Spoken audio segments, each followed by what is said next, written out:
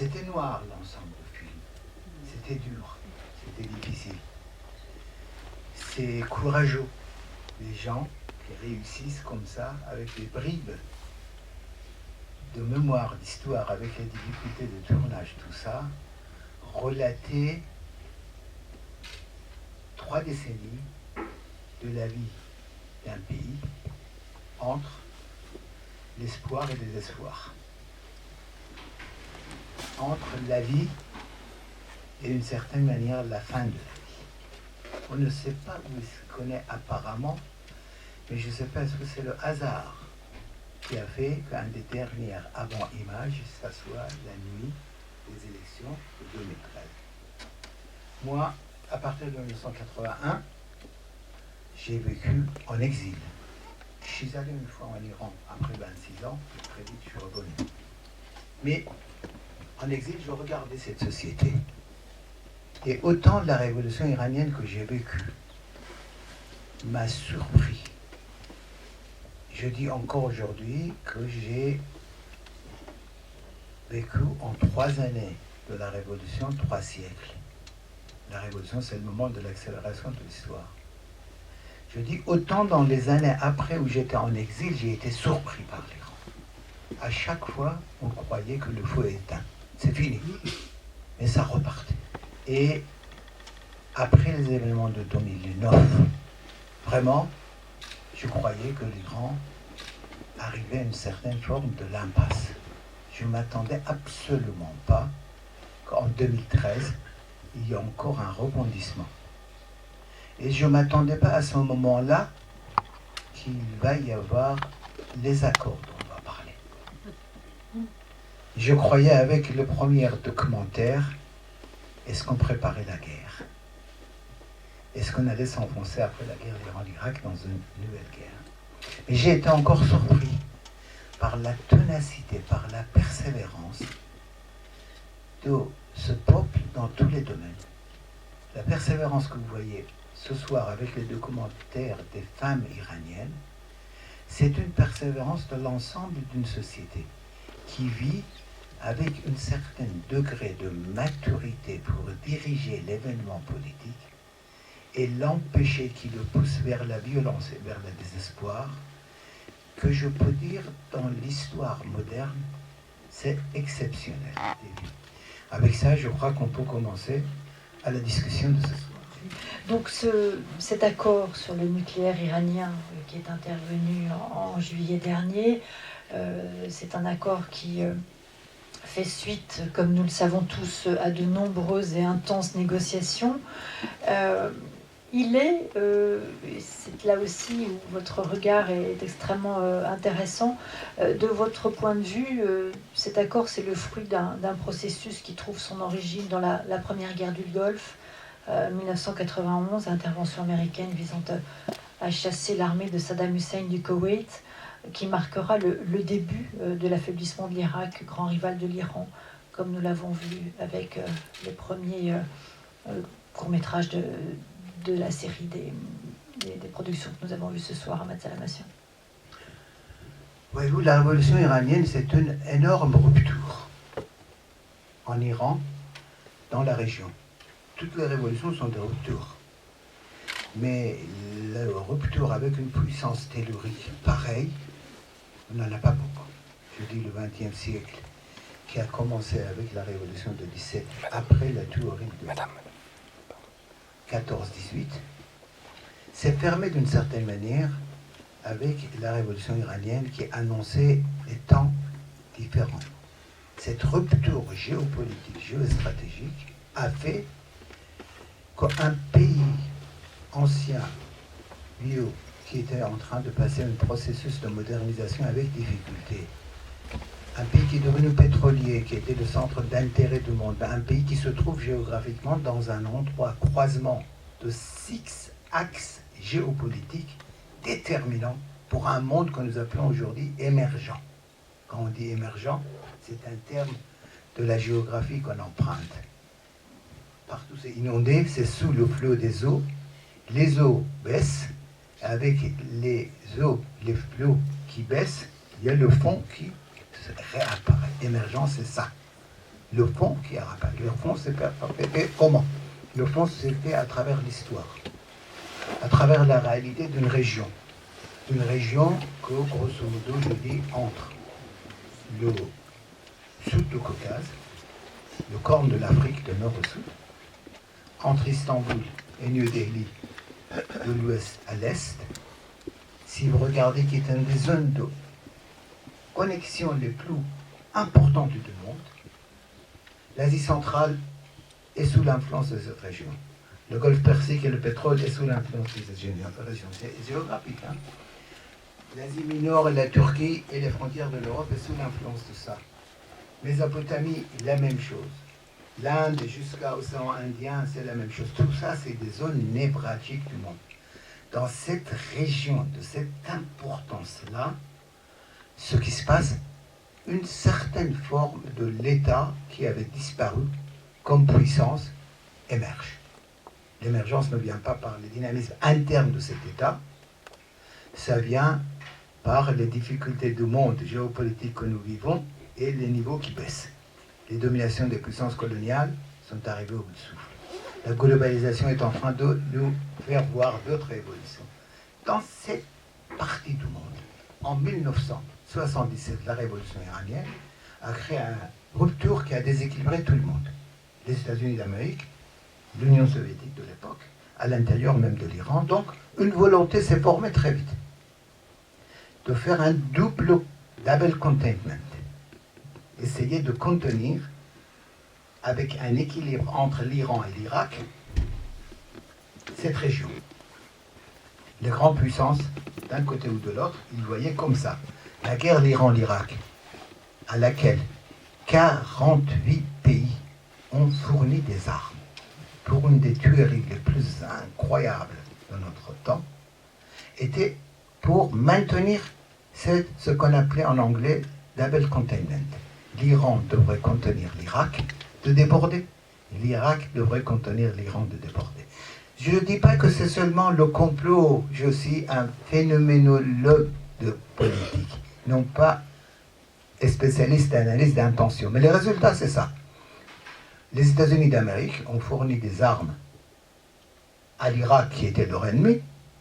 La France a fourni des armes à l'Irak qui, en principe, ne devrait pas faire partie de... Mais en même temps, chaque fois que l'Iran s'affaiblissait à tel point que la guerre devrait finir avec la victoire de l'Irak, les pièces détachées d'armement dont l'Iran avait besoin arrivaient, même si c'était Israël qui faisait l'intermédiaire, pour aller chercher les armes américaines, des fusées telles ou telles que l'armée iranienne lui manquait, l'argent qu'on gagnait dépensé contre la révolution nicaraguayenne pour les contrats, l'affaire McFarlane, Iran Gate, si vous vous rappelez.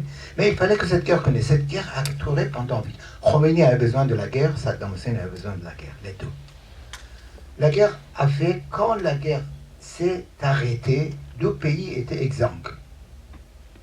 Deux pays qui, en principe, avec ce qui se passait à l'intérieur de leur pays, pouvaient mettre en cause l'ensemble de cet espace où il fallait que le pétrole coule pour tout le monde, étaient exsangues. Un phénomène qui s'est passé après la guerre de l'Iran-l'Irak, autant le pouvoir iranien a commencé à se réadapter avec la nouvelle situation mondiale, autant le régime de Saddam Hussein s'est braqué dans une posture guerrière. On a assisté à la guerre de Koweït. 4 années après la fin de la guerre d'Iran-Irak, en 1991, Saddam a attaqué Koweït. C'était un événement de première importance. Une fois, avec la guerre de 91, l'Irak a été première guerre contre l'Irak, pratiquement désarmé, mis sous contrôle. Cette politique de double containment perdait son sens. Mais l'Iran encore inquiété. À l'intérieur même de l'Iran, les processus politiques ne se passaient pas comme il fallait. Tout le monde avait besoin de créer une certaine forme de crainte iranienne. Je ne dis pas la crainte était sans raison. Apparemment, le pouvoir iranien cherchait de s'armer avec l'arme nucléaire. Et c'est évident que dans cette région du monde, d'ailleurs, comme dans toutes les autres régions, et dans cette région particulièrement, l'arme nucléaire, contrairement à ce que certains dirigeants prétendent, ce n'est pas une assurance vie, c'est une assurance pour rentrer dans les troubles et dans les conflits. Avec ou sans dissuasion nucléaire, les 11 septembre et les 13 novembre peuvent nous surprendre à chaque instant. D'accord ? On est dans un monde complètement... Alors, la police qui croit qu'en ayant l'arme nucléaire dissuasive, c'est une chimère. Mais la chimère a tenté aussi une partie du pouvoir iranien. Mais le dossier nucléaire est devenu un nœud complexe de géopolitique que chacun cherchait ses objectifs différents avec ce dossier. Le dossier a continué à tel point qu'on est arrivé dans les années 2010-2011 à la fin de période d'Ahmadinejad, qui était l'enfer pour l'Iran et pour la région, avec ces déclarations incendiaires qui se faisaient, ou comme si, après la fin de l'Irak de 2003 et l'Afghanistan de 2003, la place que prenait l'Iran devenait tellement importante, parce que les Américains, quand le voyaient ou non, avec la guerre contre Saddam, avaient offert sur un plateau d'argent Mésopotamie et une partie d'Afghanistan à l'ancienne influence iranienne d'avant la domination coloniale des siècles passés, c'était le tour de l'Iran de passer à la trappe. Et après les élections frauduleuses de 2009, la société iranienne qui avait passé 15 mois de troubles au seuil de la guerre civile. L'Iran, dans les années de 2009, la révolte verte, il y a eu des moments qui a touché la situation qui pouvait basculer dans la guerre civile syrienne. C'est la société civile iranienne qui l'a empêché ça. On est arrivé à un moment où on croyait que tout était fini, tout était perdu. On allait directement vers la guerre.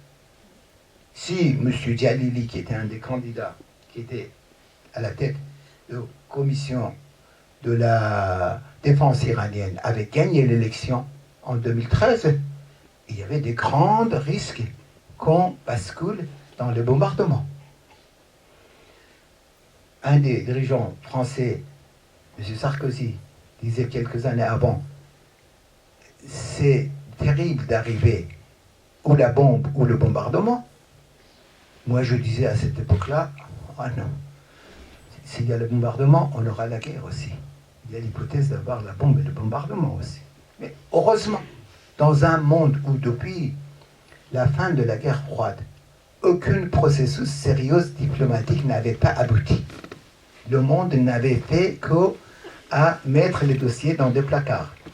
La guerre concernant Israël et Arabes, toujours on l'a mis dans le placard, on n'a jamais résolu. La guerre de Balkan, on l'a mis dans le placard, et ainsi de suite.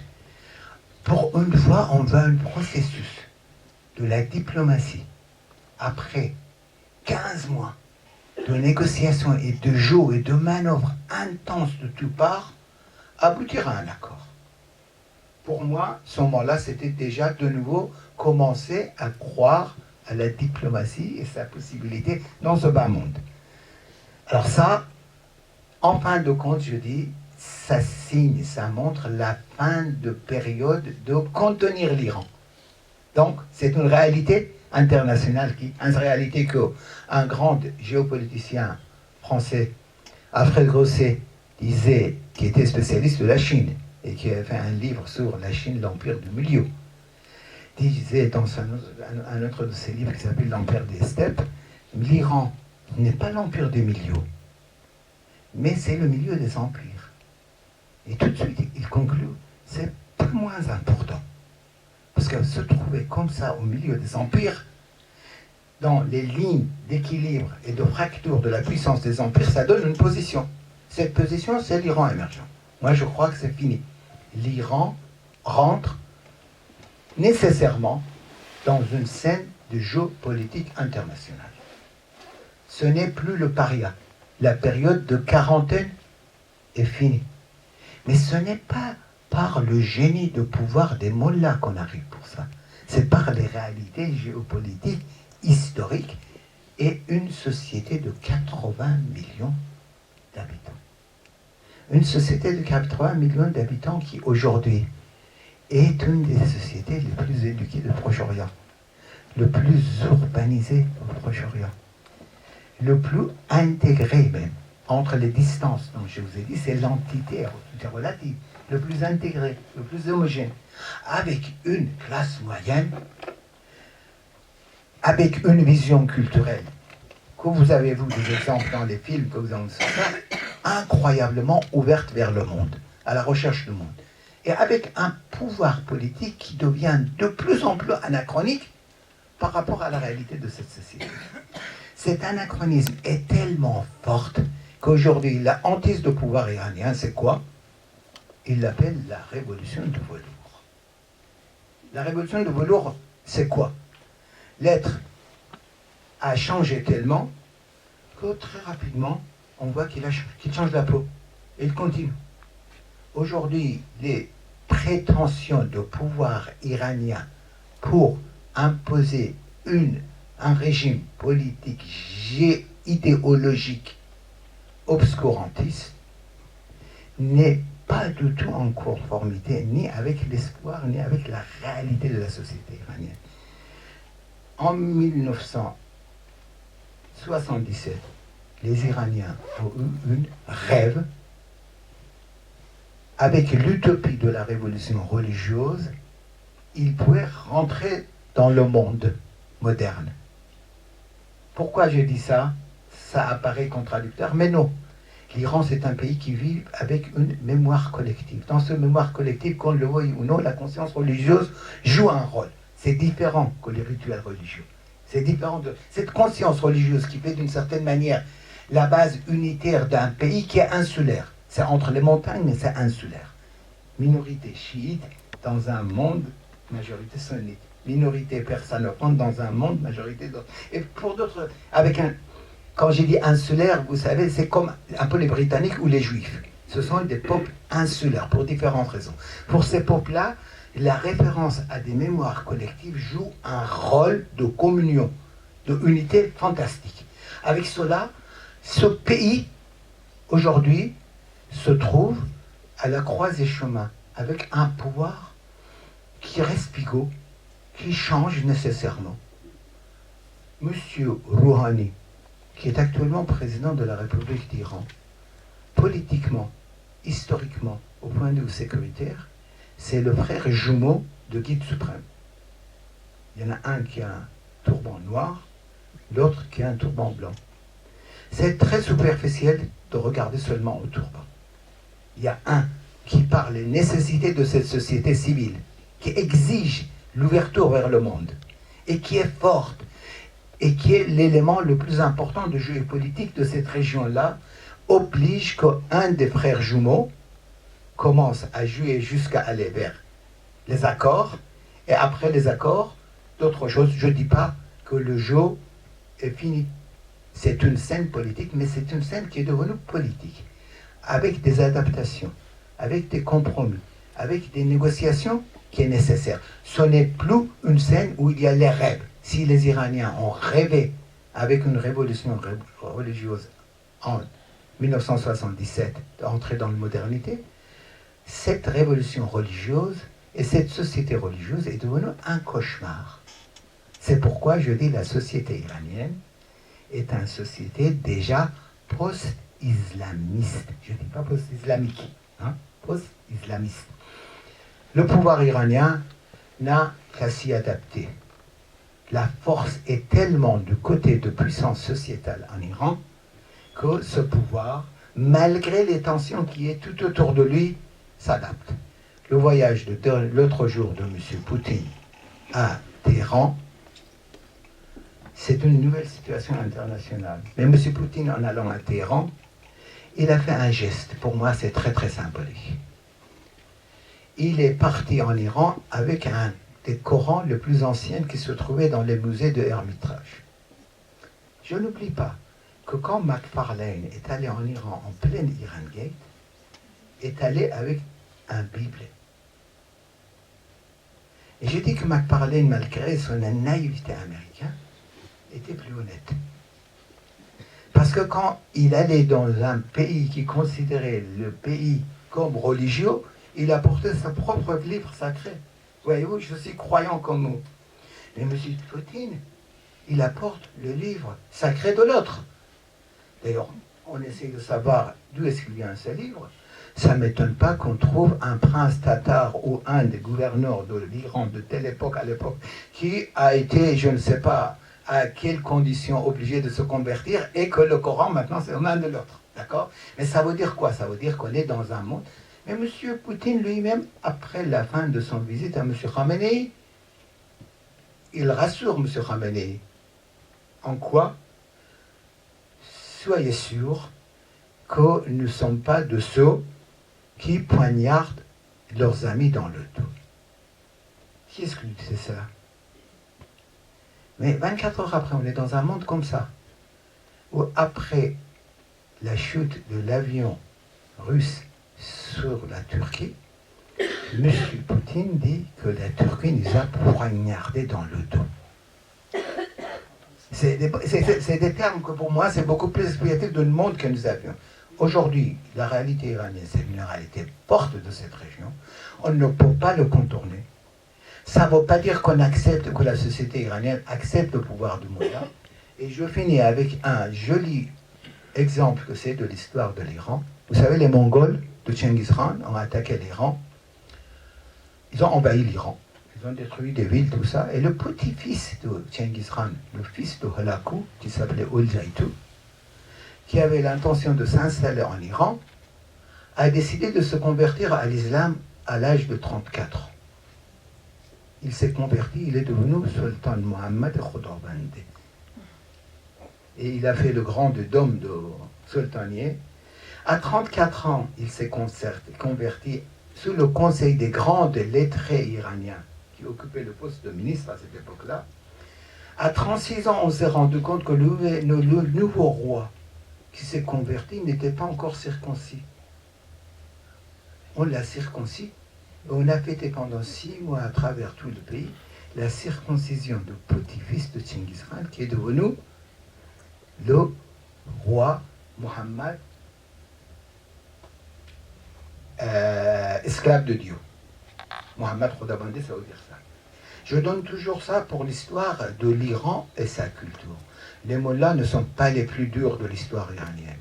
L'histoire iranienne, au jour d'aujourd'hui, ne vaut pas la guerre, ne vaut pas la fermeture, vaut l'ouverture, mais avec une telle force, une telle puissance, que je suis sûr que tous ceux qui mènent des combats d'arrière-garde à l'intérieur de l'Iran et à l'extérieur de l'Iran, ils resteront aux côtés de la route. Surtout qu'aujourd'hui, la région du Proche-Orient est arrivée à un tel point de chaos que plus personne, il y a 6 mois, 7 mois, on disait peut-être un autre chaos, ça résoudra tel ou tel problème.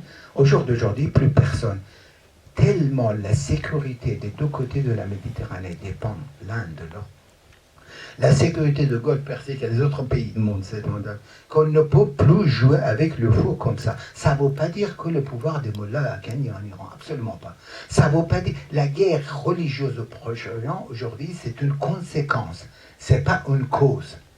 Une conséquence de la faillite des différents mécanismes de... C'est la même chose pour ailleurs, je ne veux pas m'étaler. Dans cette situation-là, je dis l'Iran, c'est un phénomène particulier dans cette région du monde. C'est le pays du Proche-Orient le plus mûr, le plus demandeur d'une transition démocratique. C'est le pays où il y a l'anachronisme entre le pouvoir qui est au bout de souffle et la société le plus importante. Mais dans ce combat historique qui est engagé pour une société ancienne qui veut se moderniser, ce n'est pas un ring de boxe, c'est un marathon. Gagnera celui ou celle qui aura plus de souffle. Et je suis convaincu que c'est la société iranienne qui a plus de souffle. Je suis à votre disposition pour répondre à vos questions. Dans quelle mesure vous pensez que l'embargo en fait qui a été que l'Iran a subi depuis la révolution a amputé l'Iran moi je dirais de plus de 90% de ses potentialités. Et si vous pouvez nous donner un petit aperçu sur l'Iran, mais très, très brièvement en fait, l'Iran avant la révolution, qu'on puisse aussi peut-être faire des parallèles avec ce qui se passe aujourd'hui dans le monde arabo-musulman. Et je souhaite donc tout le succès pour les Iraniens et pour les Tunisiens, puisque je suis tunisien, et pour tout le monde libre. Merci. Je voudrais faire une petite référence pour les femmes, les réalisatrices, les documentaires. Vous avez fait attention que tout ça, c'était des films non autorisés, qui a été filmé sans autorisation. Nécessairement, ça rentre dans l'espace de l'intime. Mais quand même, à travers l'espace de l'intime et d'enfermement, ça raconte une vitalité de famille. La vitalité, c'est à l'intérieur des familles. Passons. Je reviens maintenant pour le problème que vous dites. Voyez-vous, comparé avec ce qui s'est passé il y a 37 ans, c'est bon pour l'historien. Mais toute révolution devient effective à partir d'un moment où il y a une rupture dans une société. Pour résumer, le pouvoir en place pour un processus souvent qui dépend du pouvoir même et non pas de l'affrontement de la société s'effondre. Et en face, il y a des nouvelles formes de pouvoir qui veulent se mettre à la place. Pour la révolution iranienne, moi je dis que la révolution iranienne n'était pas la victoire de Khomeini, c'était l'effondrement du Shah. Les raisons les plus importantes, quand vous résumez un État dans la personne d'un individu, il devient tout. L'armée, c'est lui. L'État, c'est lui. 14, c'est l'État. Tout. L'économie, c'est lui. Relations internationales, c'est lui. Tout. Le dernier ministre de la cour du Shah, qui a écrit ses mémoires qu'il avait demandé qu'on le publie dans 50 ans ou après la fin des Pahlavis, et on l'a publié, Alam, il dit dans un des notes quotidiens que ça fait 7 ans que Sa Majesté a fermé la porte de la politique et a mis la clé de cette porte de la politique sous le paillasson de son bureau où tous les matins il essuie ses pieds. Quand quelqu'un qui est à la tête d'une société qui est en train de changer avec cette vitesse dont on a parlé tout à l'heure pour le taux démographique, d'accord? Urbanisation, tout ça, on ne fait plus de politique. La politique, c'est seulement moi, en dehors de moi. C'est-à-dire, on prépare. Si un jour, il y a un cancer sur la personne et la personne est sous l'effet de sédatifs, il ne peut plus prendre des décisions. Et tous les chefs militaires dépendent de ça. N'importe où qu'on crée un pouvoir comme ça, que le pays s'appelle l'Égypte, que ce pays l'appelle la Tunisie de Ben Ali, il y a un effondrement par la suite. Mais la révolution iranienne ne s'est pas transformée en guerre civile. Pendant la révolution même, il y avait des moments où on pouvait craindre. Le Shah, s'il était dans une situation où certains de ses généraux, il pourrait le transformer en guerre civile. On aurait assisté à un bain de sang comme le bain de sang syrien aujourd'hui. Pour différentes raisons encore, dans cette société, c'est pas passé la guerre civile. C'est devenu une période de guerre civile labrée. C'était important. Il y a eu 70 000 morts entre les différents rivaux de lendemain de la révolution. Chacun croyait que c'est moi le plus fort. En fin de compte, il s'est avéré que c'est les mollahs qui étaient les plus forts, le plus souhaitables, ils étaient plus forts que nous. Moi, j'ai tenu pendant 13 mois comme député. Après, j'étais obligé de prendre le chemin d'exil. Donc, eux, ils étaient plus forts. Donc, je le reconnais, d'accord? Mais, eux-mêmes, en face d'une société civile évolutive, ont été obligés de changer. Au jour d'aujourd'hui, la situation de l'Iran avec les pays arabes, c'est une situation de avant que le rêve se transforme en cauchemar ou après. Tunisie, c'est devenu différent. Mais j'ai peur, malheureusement, que dans une grande partie des pays arabes, encore l'utopie islamiste. L'utopie islamiste, ce n'est pas l'utopie de l'islam. C'est cette idéologisation de la religion par une certaine forme de mystification. Qu'on essaye de faire sortir la religion de l'histoire et de géographie. La religion s'est adaptée avec l'histoire et avec la géographie partout dans le monde. Mais on essaye de sortir, en faire un absolu, ce qu'on appelle salafisme. Salafisme, encore, à mon avis, c'est pas une bonne appellation, parce que le vrai nom de ça, c'est les mêmes processus de idéologisation des problèmes du XXe siècle. C'est comme le fascisme et le nazisme du XXe siècle. Ils ont fait la même chose. Parce que la plus grande violence c'est de faire sortir un phénomène qui a vécu pendant 2500 ans dans des situations différentes, ou 1400 ans dans des situations différentes et dans les temps différents, et d'en faire un absolu. D'un seul coup, on voit amener la société de Téhéran que vous avez vue, l'enfermer dans les rues de Médine. Un seul coup, on va amener la société du Caire avec 17 millions d'habitants dans les ruelles de Médine. Est-ce que vous trouvez violence plus importante que ça? Ça, c'est une fabrication idéologique, et ça, c'est ce que je dis, l'utopie islamiste, pour répondre à la faillite des autres utopies et des autres dynamismes. Nationalisme a échoué, développementisme a échoué, socialisme dans les pays arabes a échoué. Tout le monde va vers une certaine forme de utopie islamiste, cette mystification, en croyant que c'est la libération. En Iran, cette utopie s'est transformée en cauchemar. Vite, en 30 ans. Aujourd'hui, c'est un cauchemar. Donc la société iranienne ne cherche que la sortie de ça. Mais malheureusement, ce n'est pas le cas dans toutes les sociétés que vous appelez arabo-musulmans. Moi, je n'aime pas appeler les sociétés par des dénominations identitaires. Il y a des endroits où le mythe de utopie islamiste marche encore. Il y a des endroits où on a réussi. Et où est-ce que ça réussit le mieux de faire face à ça? Où les forme de l'État-nation. L'État-nation a eu beaucoup de mal, beaucoup de problèmes, mais quand même, c'est des États dans les cadres. Les cadres de l'État-nation ont été le plus achevés. Vous êtes tunisien. Si la Tunisie s'en sort mieux que la Libye, c'est parce que la forme de l'État-nation tunisienne est beaucoup plus achevée que la Libye. Et aujourd'hui, je dis, l'ensemble du Proche-Orient, le problème le plus important géopolitique, c'est de réformer les États-nations, non pas les détruire. Parce que si on les détruit, on est dans les champs de chaos incroyables partout. J'espère que je vais donner votre réponse dans ce cadre général. Je suis présidente d'une association franco-iranienne, apolitique et laïque, des arts vivants. Et mon objectif, c'est de montrer une autre image de l'Iran que ce qu'on peut dire d'une religion, de terroristes, de marchands de tapis, etc.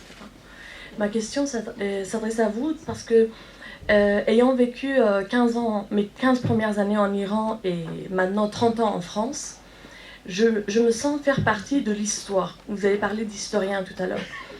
J'ai vécu, mon père était secrétaire général de la cour impériale, j'ai été exilée comme vous en France, que je n'ai pas choisi particulièrement. Après, je suis retournée après 15 ans, après le décès de mon père, et en fait, je vois quand même que le peuple iranien a toujours vécu en parallèle de cette vie, de cette image qu'on voit de l'Iran. C'est-à-dire qu'ils vivent peut-être une vie parallèle, mais ils vivent. Je veux dire, il y a le sentiment de patriotisme, il y a le bonheur qui existe en Iran. Et ma question, donc, elle serait la suivante. Est-ce que vous ne pensez pas que la séparation de la religion et de l'État pourrait être une solution, comme a été la France il y a quelques années, pour sortir de l'impasse? Voyez-vous, la séparation de l'État et de l'Église, je ne le considère pas comme une nouvelle idéologie. C'est beaucoup plus issu d'un nouveau rapport de force qui s'installe dans la société. Même ici en France, si demain le rapport de force change, ça ne m'étonnerait pas qu'une partie de l'Église n'aurait pas envie de venir réglementer notre vie et notre lit d'intimité. C'est le rapport de force. Dans le monde musulman, après les dictatures, le rapport de force a été détruit à tel point, la société presque c'était inexistant, que aussitôt que le pouvoir autoritaire disparaît, on se trouve dans une sorte de désert. Dans cette sorte de désert, le seul moyen de collectivité, de garder l'union qui reste, c'est les structures de la religion, qui partout dans le monde ne croyaient pas, c'est quelque chose de passager. Pendant des siècles, la religion était la clé de voûte de l'ensemble de ces sociétés. Quand les pouvoirs s'effondrent, c'est et surtout dans le monde difficile, on va vers le lien religieux pour retrouver. Mais ça, c'est par le rapport de force que change. En Iran, je suis parfaitement d'accord avec vous. 37 ans de la République islamique a poussé la société iranienne vers une certaine forme de laïque, c'est trop français. Je dis la séparation de l'espace de religieux et de l'espace de politique. La recherche de trouver l'indépendance des différents organismes. 37 ans de pouvoir islamiste a fait beaucoup plus que 150 ans de combat laïque qu'on dit que c'est développé en Iran.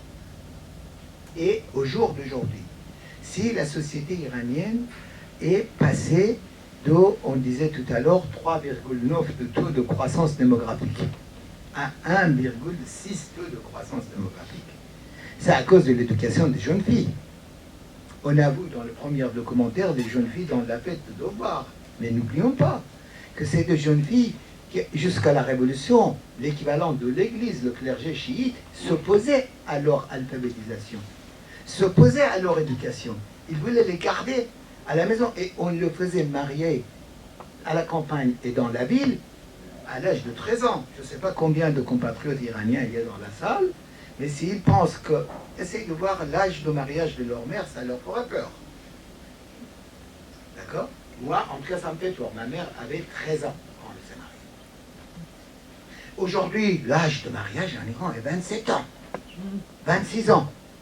C'est pourquoi, une des raisons les plus importantes, c'est que l'école pour les filles qu'avant la religion, avant la révolution, la religion s'opposait à ça. Il disait, on va vous amener vos filles derrière les bancs de l'école pour en faire des dépravés. Après la religion, pour un besoin idéologique qu'il avait, il est devenu même lui, elle-même propagandiste de faire l'école.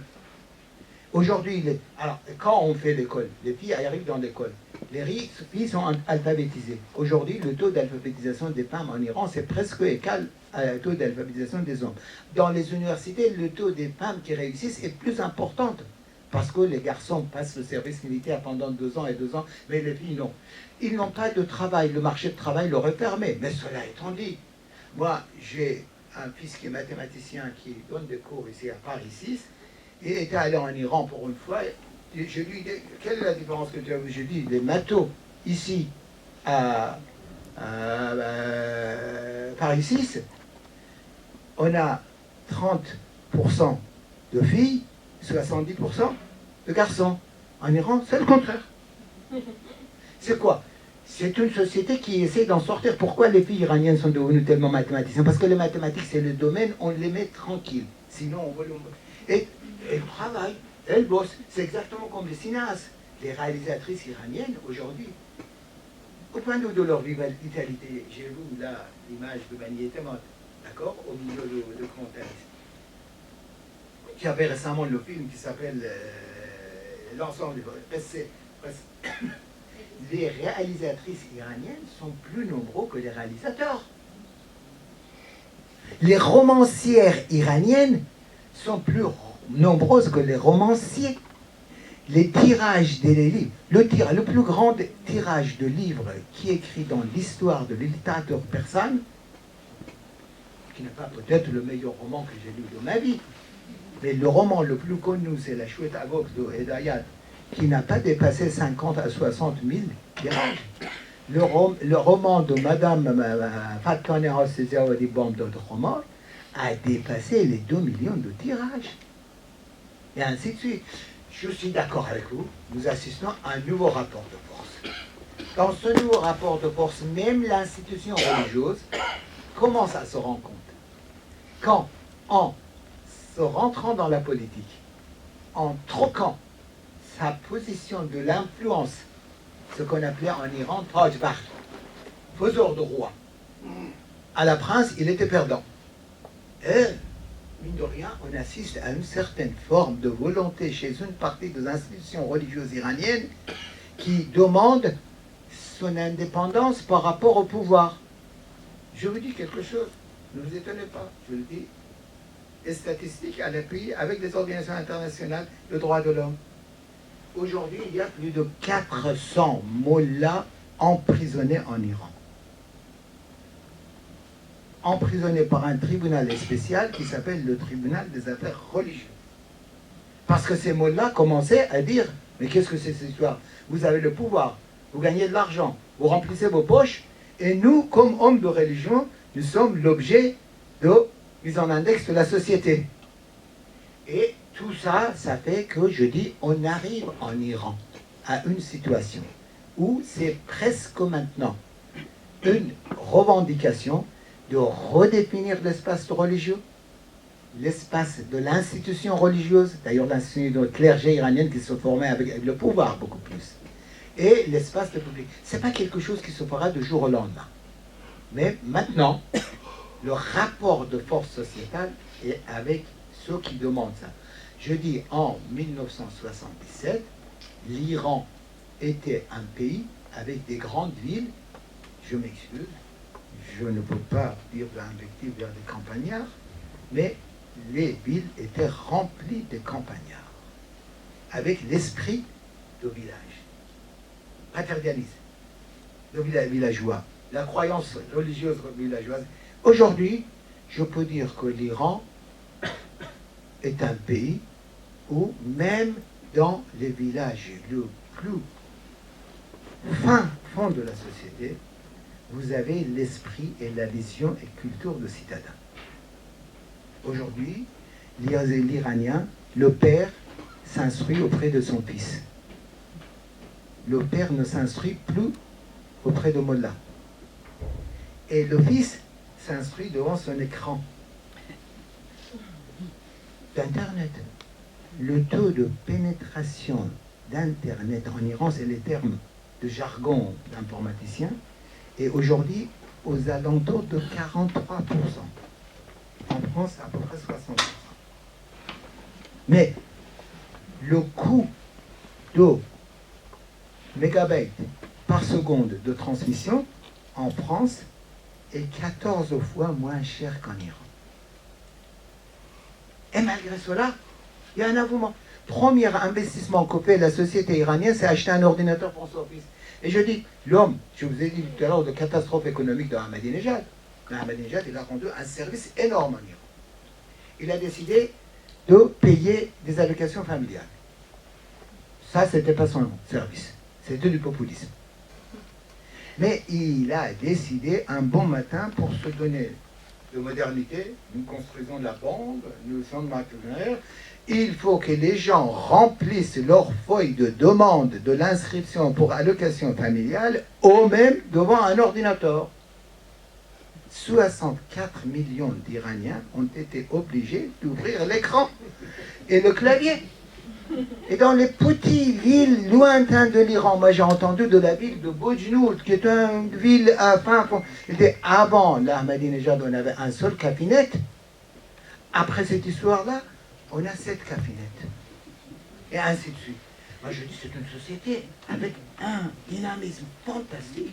Et dans cette société, je ne dis pas par position idéologique. La laïcité dans le monde musulman n'aura pas la même signification de sitôt que la laïcité en France. D'ailleurs, laïcité, sécularisation, chez nous on dit Orfi ou Shah'i, d'accord? C'est une autre histoire. En fait, j'ai pas trouvé le mot. Non, je suis d'accord. Si vous voulez, non, nous assistons à un rapport de force en Iran où même le guide suprême s'est sécularisé terriblement. M. Khamenei, c'est l'autorité religieuse le plus important de l'Iran. Eh bien, M. Khamenei est le commandant en chef des forces armées qui porte un turban noir. Sinon, au jour d'aujourd'hui, l'autorité religieuse le plus importante et le plus respectée et vénérée en Iran n'habite pas en Iran, habite à Najaf, Sistani. Et c'est un religieux qui a fait une règle pour lui-même de dire que j'interviens dans certaines mesures en politique. Je ne présente jamais de candidat pour les postes. Il dit à des mollahs autour de lui, si vous voulez aller avoir des postes ministériels, il faut que vous mettez votre poste religieux. Ça ne veut pas dire que ce n'est pas un chef religieux. Et c'est pourquoi Sistani a demandé ça, est arrivé à cette conclusion. Parce que pour une religion qui a un passé historique aussi, il s'est rendu compte que quand le religieux devient le prince, il subit les méfaits de l'usure de pouvoir et il perd de son influence. C'est pas si bête que ça. Il ne faut pas croire que sous le tourment des mots-là, il y a ses cerveaux. Non, ils se rendent compte. Tout cela, je dis que l'Iran, encore aujourd'hui, c'est une des sociétés de Proche-Orient le plus près pour aller vers une certaine forme de séparation de cet espace. Ça ne veut pas dire que l'Iran est prêt pour sortir de la religion et la religiosité. Là-dessous, je crois que Tamadoun a fait mieux que moi pour voir quels sont ces débats en Iran. Elle a fait d'une manière très très intelligente pour amener le mollah, tout ça. Mais le mollah qui fait de la religion, c'est coriace, c'est pas n'importe qui. Et la religiosité, c'est... Je finis avec une chose, je suis libraire aussi. Il y a quelques années, en Iran, 8 ans, j'étais en Iran. Après 26 ans, je suis allé. Et c'était salon de livres. Et à ce moment-là, j'ai demandé au salon de livres quel est le plus grand tirage que vous avez. Le plus grand tirage de cette année de salon de livres de Téhéran, c'était l'interprétation de rêves hindous. C'est bizarre. Parce qu'on veut encore savoir son horoscope. L'interprétation, ça permet ça, d'accord? Mais on ne fait plus confiance à l'horoscope de ce mot-là. Donc, c'est l'horoscope indien qui a le meilleur mot. Ça, c'est toute notre histoire. Conscience religieuse, religiosité, mémoire collective religieuse, c'est le domaine de l'anthropologie religieuse. Nous avons eu tort de politiser tout ça. Et laisser politiser tout ça. Ça, c'est notre histoire. Alors, moi, j'ai peut-être la dernière question, si je peux me permettre. Puisque, en tout cas, ce qui est intéressant, c'est que M. Salamassian, vous étiez invité à parler de l'accord sur le nucléaire iranien, et que, dans le fond, c'est ce qui intéressait le plus, probablement en relation avec ce que nous avions vu précédemment, c'était la société, le fonctionnement de la société iranienne, qui reste assez méconnu, ou en tout cas dont les arcanes vous sont plus familiers que à nous. Dans le registre des rapports de force, ce qui est intéressant peut-être aussi, en lien, justement, ça fera peut-être le pont entre ces deux thématiques, c'est comment, sur le plan économique, les choses vont évoluer, la levée des sanctions. Est-ce que les passes d'Aran, qui étaient durant toutes ces années tout de même assez propriétaires d'un état de fait et d'un état des lieux, vont céder la place facilement? Tout d'abord, la société iranienne aujourd'hui est tellement avide de l'ouverture que le mot d'ordre le plus populaire aujourd'hui en Iran n'est ni le bio, ni la révolution, ni la démocratie. C'est la reprise économique. Pour différentes raisons. Et tout le monde a une manière de mesurer l'espoir dans cette reprise économique avec l'ouverture vers le monde occidental. Là, je voudrais dire une chose. Vous savez, la situation économique dépend de la gestion des dirigeants de commerce. Ce n'est pas tellement les sanctions. Vous m'avez posé la question tout à l'heure sur les sanctions. Non. Ahmadinejad, pendant 8 années de sa présidence, a vendu de pétrole en moyenne $114 le baril. 850 milliards de dollars a été accumulé par l'Iran. Il a gaspillé cet argent à tel point que le jour où il est rentré en fonction, Khatami, son prédécesseur, avait passé 8 années de présidence avec baril de pétrole à $14. Mais qui laissait dans les fonds de réserve de l'État 35 milliards de dollars. Et Ahmadinejad n'avait pas un sou. Donc la gestion aussi, c'est un problème de première importance.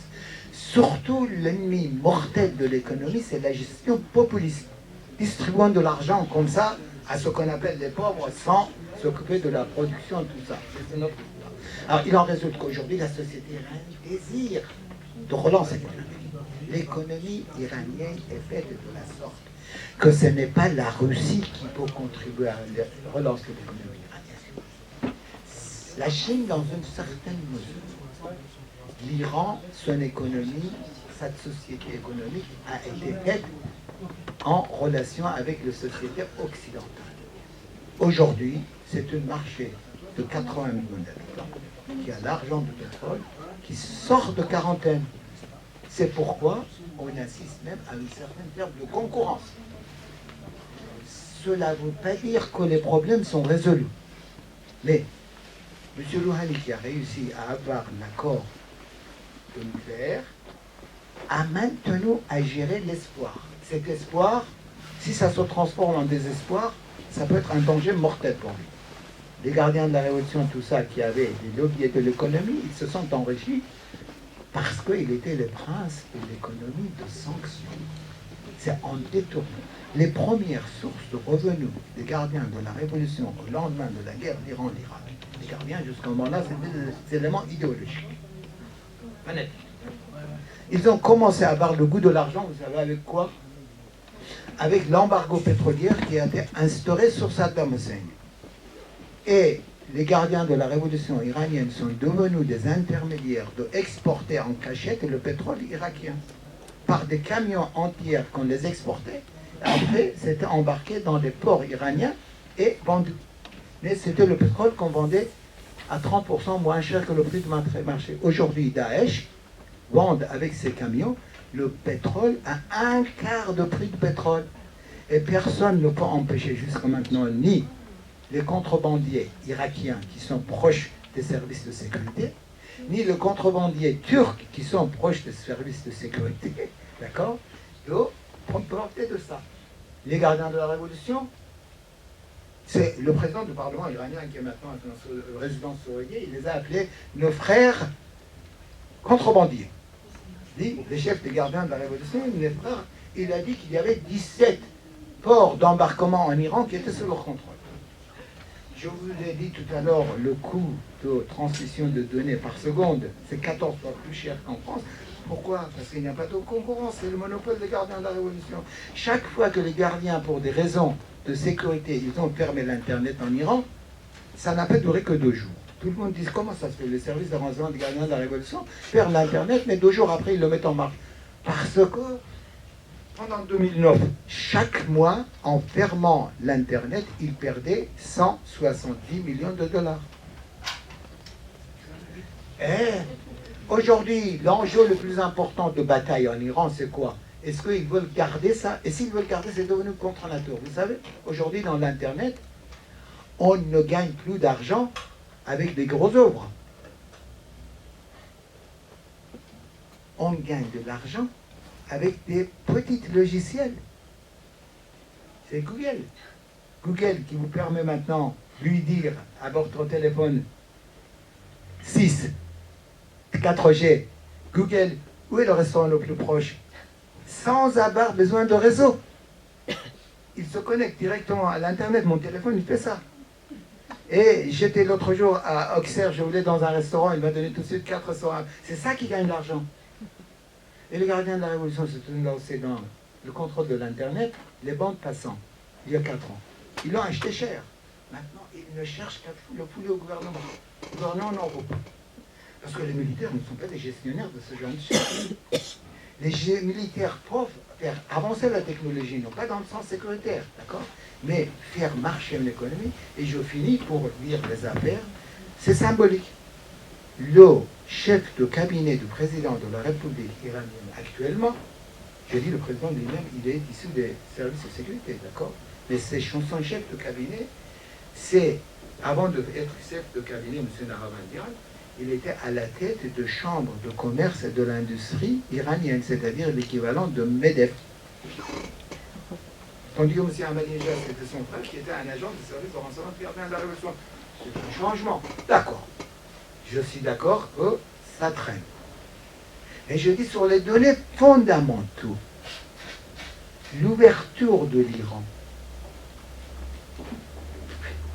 épargner à l'Iran cette tension internationale, la menace de la guerre à chaque instant. Ça permet beaucoup plus à cette société civile, qui est l'élément le plus important de géopolitique, de respirer, de imposer sa ligne. Donc l'Iran a besoin de ça. Ça ne veut pas dire qu'en gros, cette paix aussi, c'est arrivé. Mais je dis, si je regarde les événements de cette semaine, la nuit de 13 novembre, avant, moi j'habite à côté de Bataclan, on est limite 11e banque, d'accord? Avant qu'il y ait cette tonnerre dans le ciel de Paris, tout le monde parlait à chaque instant, oh, l'alliance avec l'Arabie Saoudite et le monde sunnite et tout ça, c'était pas sûr que dans la conférence concernant la Syrie, l'Arabie Saoudite ne veut pas que les Iraniens soient présents, ne veut pas que le Hezbollah soit présent. Mais aujourd'hui, Kamal Daoud, le prix Goncourt de l'année dernière, a publié avant-hier un article en français que New York Times, pour le nord de la France, l'a fait en français. L'article, le New York Times, anglais. J'aurais préféré que ça soit dans le monde, l'article. Mais le titre de son article, c'est que Daesh a un père, qui s'appelle l'Arabie Saoudite. Je ne vois pas tellement de possibilités de publier ça en éditorial jusqu'à la semaine dernière en France. Je ne veux pas dire qu'il y a la censure, absolument pas. Chaque journaliste aussi regarde les différents problèmes. Mais c'est-à-dire, la confrontation entre l'Iran et l'Arabie Saoudite, il y a 2 semaines, était quelque chose de plus probable qu'aujourd'hui. La probabilité n'est pas finie. C'est possible. Parce que nous sommes dans un monde, à chaque instant, il y a des surprises. Le train politique et le train géopolitique transforment les acteurs à des jouets. Nous croyons de temps en temps que c'est les acteurs qui ont le contrôle des événements. Absolument. M. Hollande, le novembre, au soir du 13 novembre, n'aurait jamais pensé qu'il allait accepter le conseil de son rival pour infléchir sa politique étrangère. C'est la même chose pour tous les décideurs politiques. Dans une telle situation, tout est possible. Mais je dis, au jour d'aujourd'hui, il y a moins de chances que l'Iran rentre dans une période de tension plus importante. Ça ne veut pas dire que l'Iran peut gagner militairement en Irak. L'influence des Iraniens aussi limite. Je finis, l'Iran n'est pas une société qui est en train d'enfronter un général. Il y a 2 ans, Newsweek a fait couverture de son journal, la rejoue avec la photo de général Soleiman. J'ai dit, mais il n'a rien compris. Le président qui est devenu président de l'Iran, une des raisons qu'il a gagné la campagne électorale, c'est que face à une classe moyenne qui est beaucoup plus avertie que ça, il avait face à lui un maire de Téhéran qui se présente comme moderne, pilote de chasse, dans son état-major de campagne avec des filles en blonde, ceux qui ont séduit l'Iran. Mais il l'a indexé comme ça. Il a dit, Monsieur Raliba, je suis un juriste, je ne suis pas un colonel. J'ai dit, il va gagner les élections. Les Iraniens n'attendent pas un général, n'attendent pas un Bonaparte, n'attendent pas un second. Ils sont rentrés dans un ère de pluralité politique. Pluralité politique impose compromis, accord, avancée, recul. C'est la même chose qu'on fait dans l'exemple de négociation concernant le nucléaire. Pour le nucléaire, cet accord, on aurait pu le faire en 2003. Si ça n'a pas été fait, parce que ni côté iranien, ni le monde alentour, on n'était pas arrivé à la nécessité de négociation et de compromis. Moi, je crois que dans le monde actuel, on est en train d'oublier un tout petit peu, après la fin de l'Union soviétique aussi, quels sont les avantages. La politique, on le fait avec les compromis, aussi bien à l'intérieur que sur le plan international. Le compromis est différent que la compromission. Merci.